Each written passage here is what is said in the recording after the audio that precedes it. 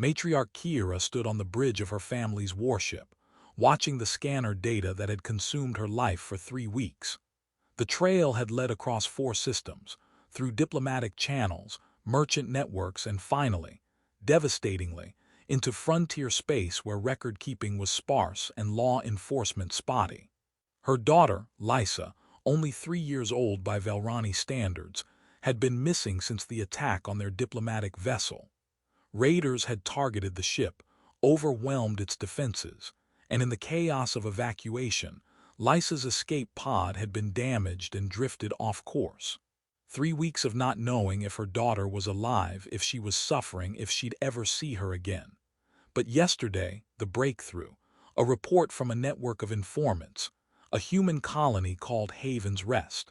A Velrani child matching Lysa's description, living in the custody of a human male named Marcus Webb.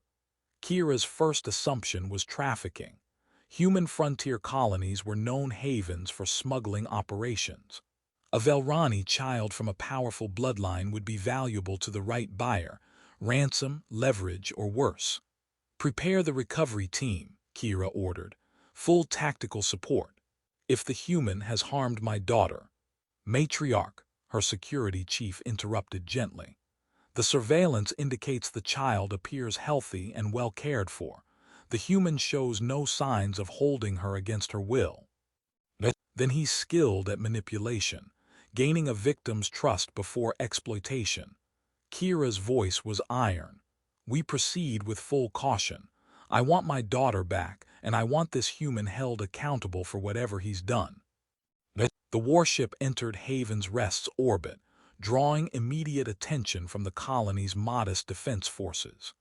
Kira transmitted diplomatic credentials that made the local authorities stand down. This was a Velrani matriarch retrieving her lost child. No one was going to interfere.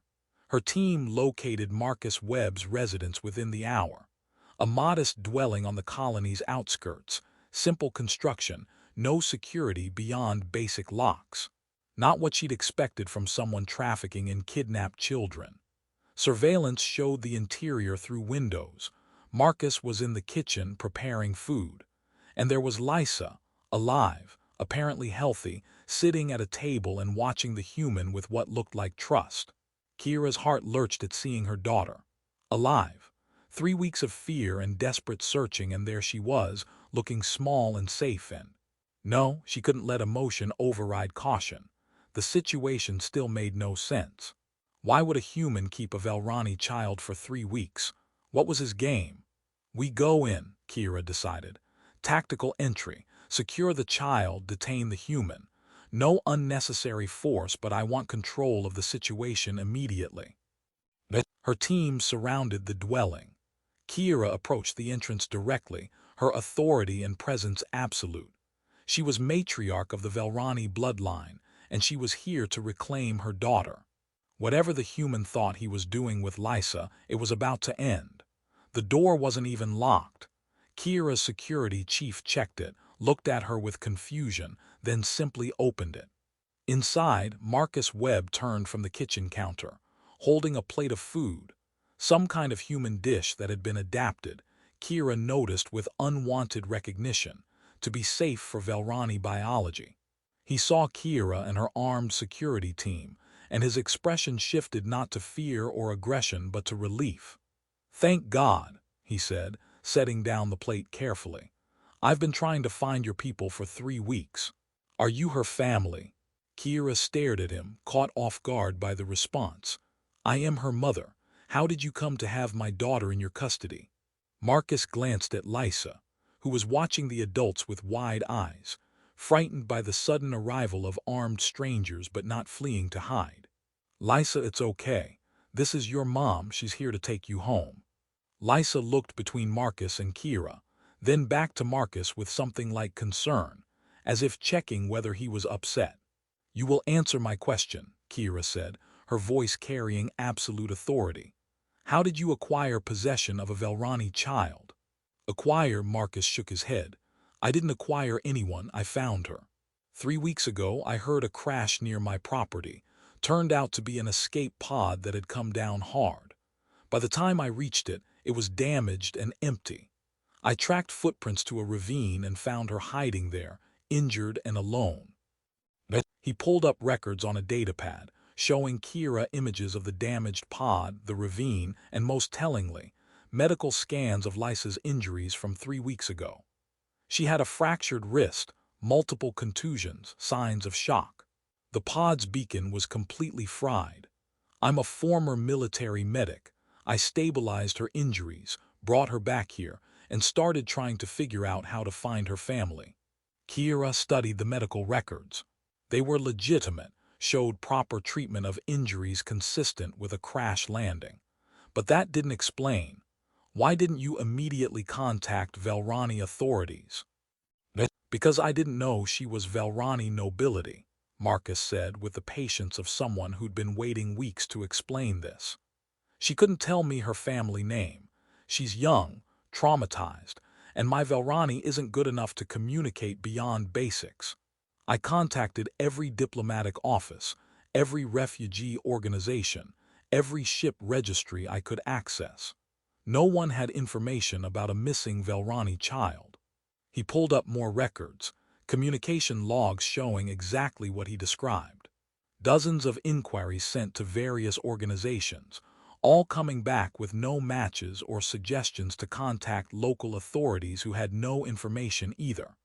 I kept her safe while I searched, Marcus continued.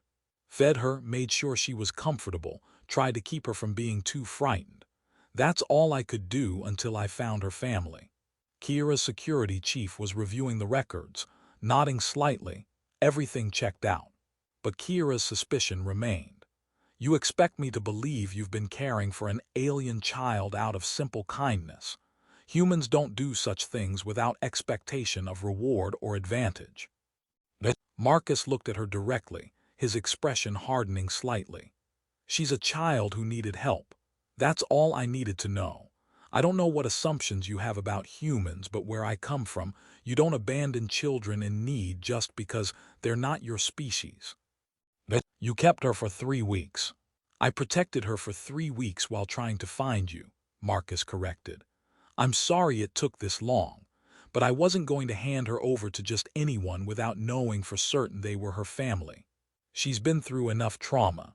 Lysa had moved closer to Marcus during the exchange, not hiding behind him, but standing near him in a way that suggested trust and comfort. Kira felt something shift in her understanding. This wasn't matching any scenario she'd prepared for.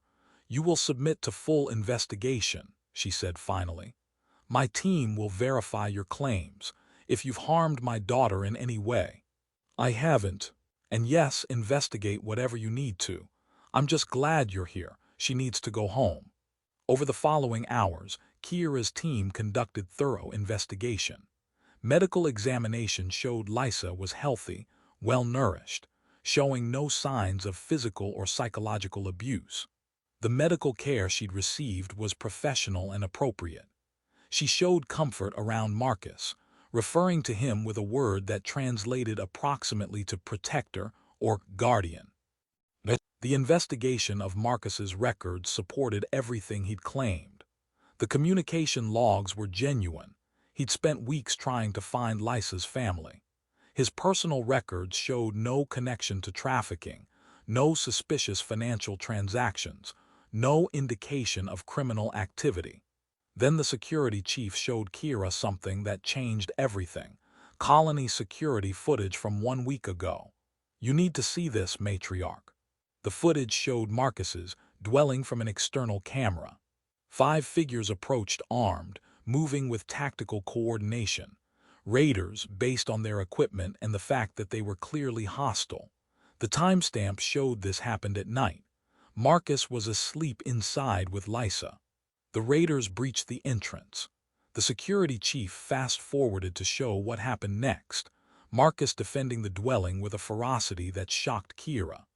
He'd engaged 5 armed raiders with whatever weapons he could grab, a combination of improvised items and what looked like an old military sidearm. The fight was brutal. Marcus killed 3 of them, wounded 2 others who fled. The footage showed him taking multiple hits, plasma burns, impact injuries that should have dropped him. But he kept fighting, kept positioning himself between the raiders and the room where Lysa was hidden until colony security arrived. He was hospitalized for 4 days, the security chief explained. Refused to let anyone move the child from his presence. The medical staff said he was delirious from injuries and kept asking if she was safe. Kira watched the footage again.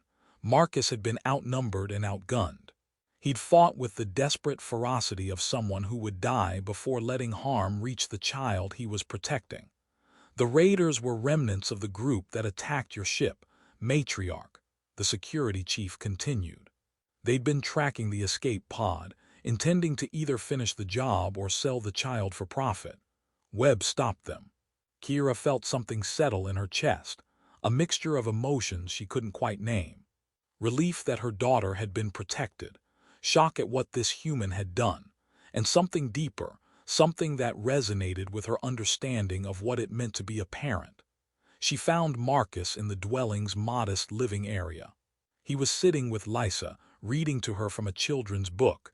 His Velrani pronunciation was terrible, but Lysa seemed to enjoy it. Why? Kira asked without preamble. Why risk your life for an alien child you'd known for 2 weeks? Marcus looked up from the book. Because she needed someone to keep her safe. Because those raiders would have killed her or worse. Because, he paused. Because that's what you do when a child needs protection. You protect them. I don't understand why that's confusing to you. Most beings wouldn't risk death for a child not of their own species. Not without obligation or expectation of reward. Then most beings need to reconsider their priorities. Marcus's tone wasn't aggressive, just matter of fact. She was afraid. She needed someone who'd stand between her and threats. I was there, so I did it. Kira studied him, this unremarkable human who'd done something extraordinary without apparently thinking it was extraordinary. You nearly died. But she didn't, that's what mattered. Lysa tugged on Marcus's sleeve, saying something in halting basic that Kira translated. You promised to finish the story. I know, kid, but your mom's here now. She's going to take you home. Isn't that great? Lysa looked at Kira, then back to Marcus with an expression Kira recognized. The confusion of a child who'd bonded with a protector and didn't understand why they had to separate. Perhaps, Kira said carefully, we should finish the story together. There are things I need to discuss with you, Marcus Webb. Things about what your actions mean according to my people's laws. Kira convened with her advisors and legal scholars in a secure area of her ship. They'd reviewed all the evidence, investigated every detail of Marcus's actions over the past 3 weeks. And now they were explaining to her something she'd forgotten in her singular focus on finding Lysa. The law of kinship defense applies, the lead scholar said gravely, without question or ambiguity. Kira felt the weight of those words. The law of kinship defense was ancient, foundational to Velrani culture. When someone risked their life to protect a child of another bloodline, not out of obligation, not for reward but from genuine compassion, that person was recognized as defender. Honorary kin, with rights and standing equivalent to family. He meets every criterion, the scholar continued. He protected Lysa at grave personal risk. He cared for her without knowing if he'd ever find her family. He did so without expectation of compensation or advantage. By our oldest laws, Marcus Webb is recognized as Lysa's defender, a formal relationship with legal and cultural weight. You're saying he's legally recognized as her family. Kira's voice was tight. Not biological family, but honorary kin with legitimate standing in your bloodline.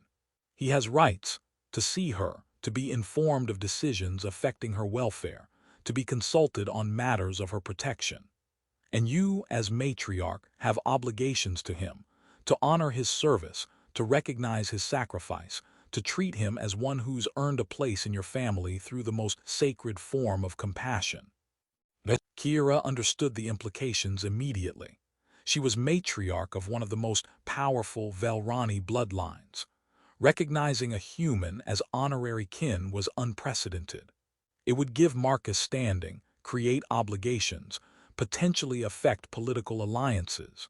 But refusing to recognize him would violate principles her people had held for millennia, would dishonor his sacrifice, would tell Lysa that the person who'd protected her with his life didn't matter.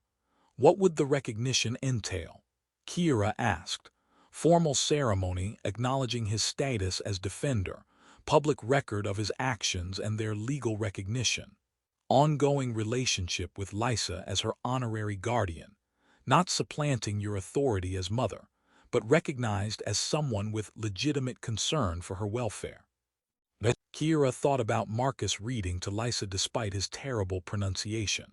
About him fighting 5 armed raiders despite being wounded and outnumbered.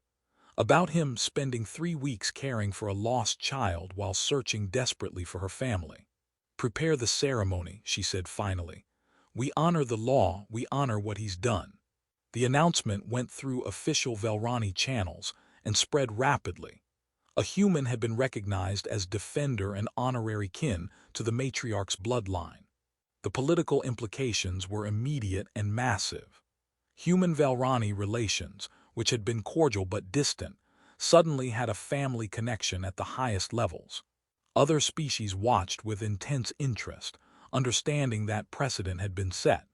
When Kira explained it to Marcus, his response was characteristically straightforward. I don't really understand all the legal stuff, but if your laws say I'm family now, he looked at Lysa who was holding his hand, then I'm honored, she's a good kid, I'm glad I could help.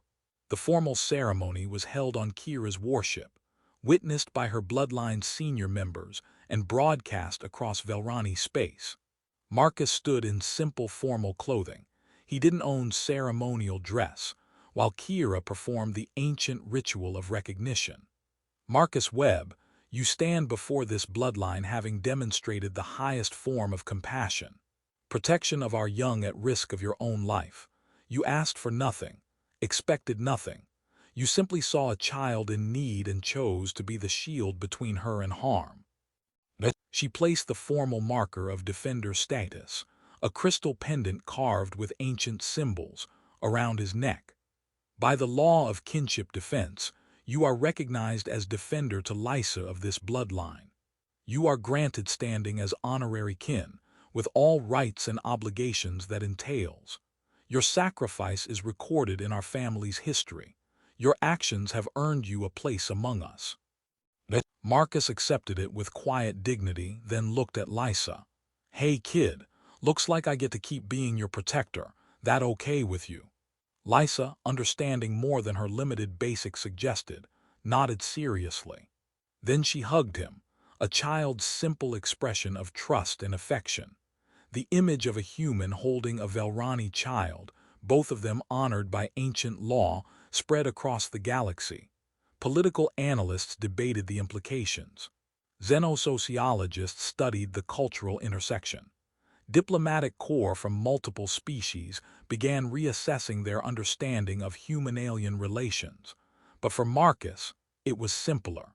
He'd found a lost child and kept her safe until her family could find her. The fact that this simple act of compassion had triggered ancient laws and changed political landscapes, that was something he'd never expected and didn't quite understand.